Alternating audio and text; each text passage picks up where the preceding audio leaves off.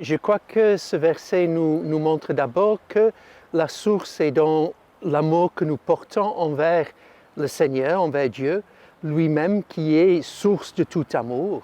Et quand nous buvons de cette source, ça nous ouvre, ça ouvre notre cœur pour que l'on voit notre prochain et que l'on aime de même amour ou qu'on est en chemin vers ce même amour.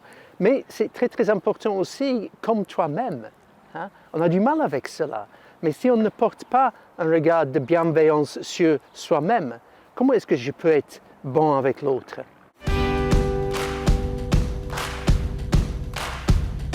Mon prochain, dans le contexte de notre désir pour l'unité des chrétiens, c'est aussi celui qui est différent de moi. C'est la personne qui ne voit peut-être pas forcément les choses comme nous le voyons.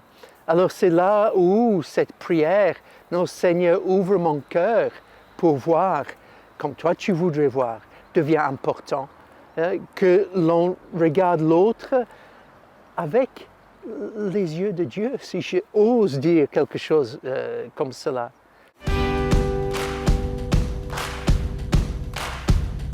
C'est vrai qu'à Taizé, nous sommes des frères de confessions différentes, mais aussi de culture et d'âge différents. Hein? Et c'est comme si c'est une sorte de parabole, non, de la famille humaine.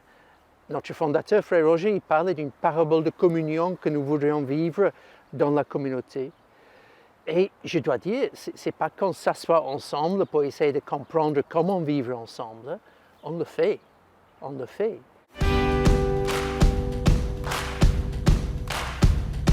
Ma prière pour l'unité des chrétiens, ce serait que nous nous aimons pas seulement en parole, mais en vérité et en acte. C'est une citation du premier épître de Saint Jean. Et que cela soit un amour véritable qui se traduit dans notre manière d'être avec les autres concrètement. Non? Nous pouvons parler de l'unité des chrétiens, nous pouvons nous réjouir de nous retrouver une fois par an, mais cela a besoin d'être traduit dans notre quotidien. Alors que cela se fasse, c'est ça ma prière.